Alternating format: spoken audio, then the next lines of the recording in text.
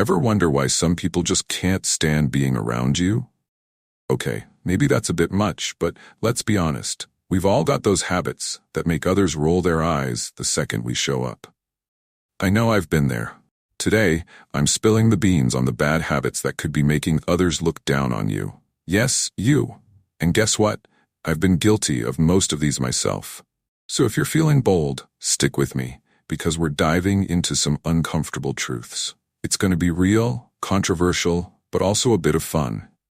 Ready to find out if you've accidentally been that person? Let's go. Pastor 1, gossiping. Let's talk about gossip. We've all done it, right? Don't act like you haven't. Whether it's spilling the latest work drama or dissecting someone's love life, it feels pretty harmless. And let's be honest, being in the know is addictive. But here's the harsh reality. When you're the one dishing out the gossip, everyone else is wondering, if they're talking behind someone else's back, what are they saying about me? Gossip leads to distrust. Plain and simple. I had to learn this the hard way. I used to think gossiping would help me connect with people, like sharing juicy tidbits would make me fun and relatable. But, surprise, it didn't. People started to keep conversations shallow with me because they didn't trust me with anything personal. I became that person who knew everyone's business but didn't have real friendships. Ouch, right? And it's not just that. Gossiping also distracts you from dealing with your own life. The more I focused on others' problems, the less I paid attention to my own. It became toxic, for my relationships and for myself. It breeds insecurity, negativity, and it brings everyone, including yourself, down. Once I realized that, I stopped relying on gossip to feel connected. So, if you think gossiping is just a bit of harmless fun, here's a newsflash. It's not. People notice, they remember, and they distance themselves. Here's something even better. There's way more power in shutting down gossip than in spreading it. The next time someone tries to rope you into the latest drama, just say, "Nah, I'm good," and watch how people start respecting you. After all, we've all got our own stuff to handle. Let's stop focusing on everyone else's mess. Harp 2. Being passive-aggressive. Passive aggression. The fine art of saying one thing while meaning the opposite, and expecting others to understand it anyway. You know what I mean, saying "I'm fine" with that unmistakable icy tone that screams, "I'm not fine at all," or agreeing to do something with a "yeah, sure" when you're secretly stewing inside. We've all done it, and it's basically emotional warfare. I used to think being passive-aggressive was a clever way to avoid conflict. Why start an argument when you can just drop hints and make people feel bad for not reading your mind, right? Wrong. It turns out people aren't mind readers, and if they are, they're probably ignoring those signals on purpose. Real talk.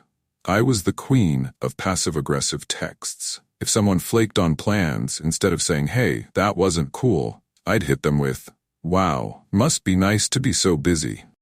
Or if a friend annoyed me, I'd give them the silent treatment and expect them to magically know what was wrong. Guess what? No one figured it out. I just came off as immature and dramatic. Passive aggression is like playing emotional dodgeball. You think you're avoiding the issue, but really, you're just hitting people with frustration while denying them the chance to make things right. It's exhausting for you and for everyone else. And here's the kicker. It makes you look difficult, manipulative, or just childish. Nobody wants to deal with someone who won't say what they mean. At the heart of passive aggression is a fear of vulnerability. We think we're protecting ourselves from conflict, but really, we're just sabotaging our relationships. Instead of saying, "Hey, that hurt," we play these games, expecting others to guess. Newsflash, it's not their job to figure out your feelings. It's your job to communicate them. I remember the day it finally hit me. I was in a heated argument with a friend, throwing out passive-aggressive digs, hoping they'd catch on. Instead, they just said, "If you can't tell me what's wrong, I can't help you." It hit me like a ton of bricks. I wasn't being clever or tough by holding back my feelings. I was just being a coward. Since then, I've made it a point to say what's on my mind. Sounds crazy, right? But once you stop dodging real conversations and start being upfront, things get better. People respect honesty, even when it's tough. And more importantly, you'll respect yourself for being direct. So the next time you're tempted to send that shady text or give someone the cold shoulder, ask yourself, Do you want to keep dodging the issue, or are you ready to face it head on? Trust me, life gets way easier when you stop making people guess your emotions and just tell them what's up. You might be surprised. They might actually fix the problem. Wild, right? 3. Never taking responsibility. Let's talk about a familiar problem. Never taking responsibility. You know the type. Nothing is ever their fault. Missed the deadline? The Wi-Fi went out? Flunked a test? The teacher has it out for me. I used to be a pro at dodging blame. And I get it. It feels good to shift responsibility. Blaming external factors shields you from guilt and criticism. It's like a mental escape route. But here's the harsh reality. When you constantly pass the buck, you're announcing to the world, I can't manage my own life. People see it, and it's not a good look.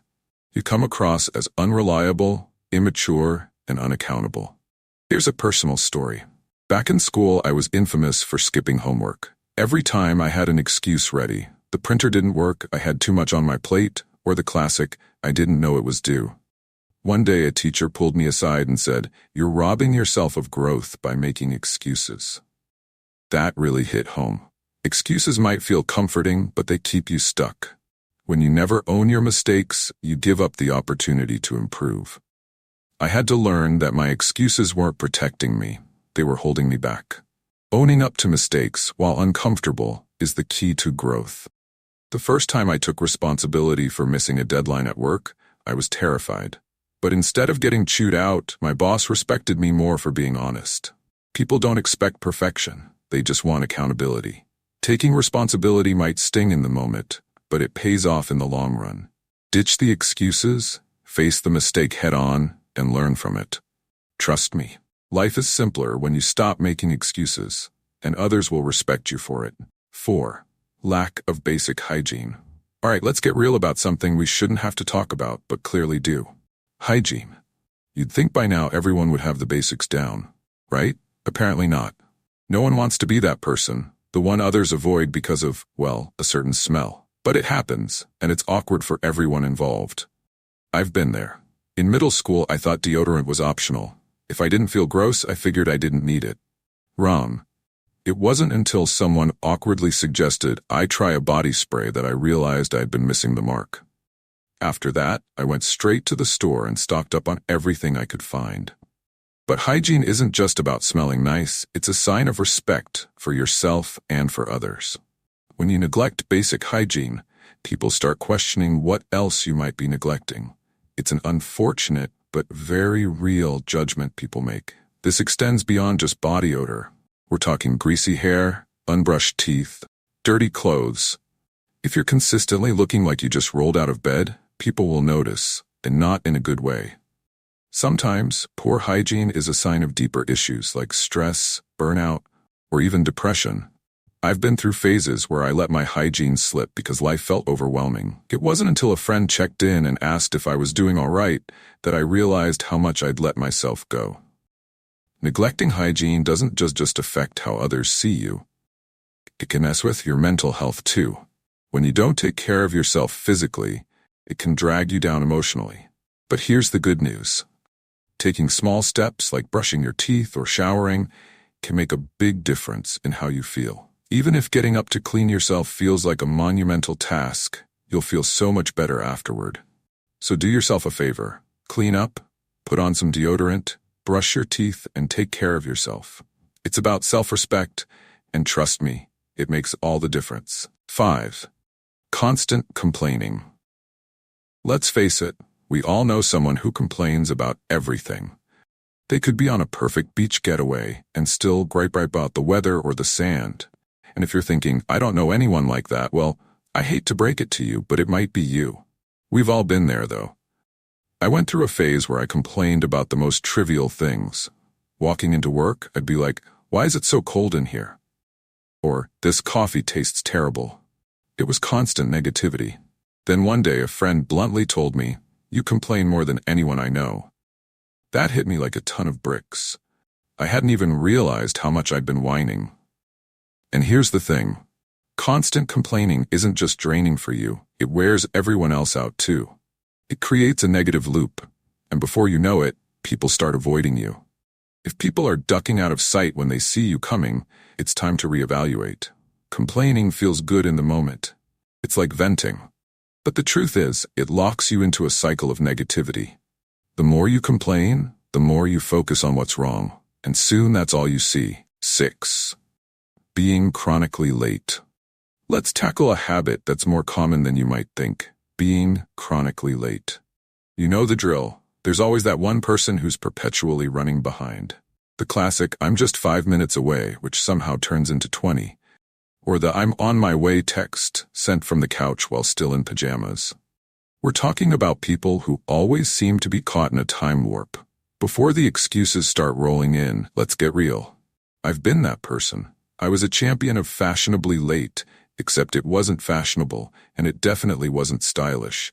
It was just late. I thought it was my little rebellion against the clock. But guess what? It wasn't chic, it was inconsiderate. I had a bad habit of being late to everything. Meetings, dates, family dinners, you name it. Here's a tough truth. Being late often hides deeper issues. For some, it's a lack of respect for others' time. But for many, it's a way to avoid commitment or confrontation. Sometimes we're late because we're dragging our feet, or because we don't really want to be somewhere. We think, if I'm late enough, maybe they'll think I'm just really busy or important.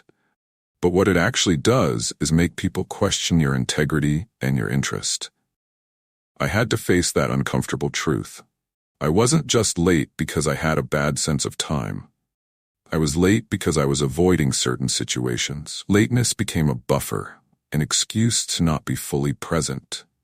Once I realized that, I worked on my time management and became more honest about why I was dodging things. Being chronically late is more than just a bad habit. It's a symptom of deeper issues like poor time management, lack of self-respect, and disregard for others. When you're late, you're not just messing up your own schedule, you're showing others that you don't value their time or effort. So, here's my challenge to you.